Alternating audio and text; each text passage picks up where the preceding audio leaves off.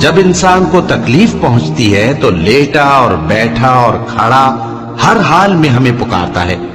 پھر جب ہم اس تکلیف کو اس سے دور کر دیتے ہیں تو بے لحاظ ہو جاتا اور اس طرح گزر جاتا ہے کہ گویا کسی تکلیف کے پہنچنے پر ہمیں کبھی پکارا ہی نہ تھا. اسی طرح حد سے نکل جانے والوں کو ان کے اعمال آراستہ کر کے دکھائے گئے ہیں. اور تم سے پہلے ہم کئی امتوں کو جب انہوں نے ظلم کیا ہلاک کر چکی ہیں، اور ان کے پاس پیغمبر کھلی نشانیاں لے کر آئے مگر وہ ایسے نہ تھے کہ ایمان لاتے.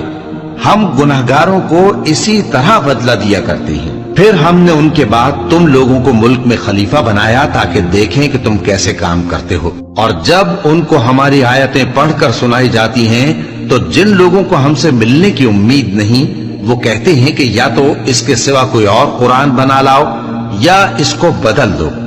کہہ دو کہ مجھ کو اختیار نہیں ہے کہ اسے اپنی طرف سے بدل دوں، میں تو اسی حکم کا تابع ہوں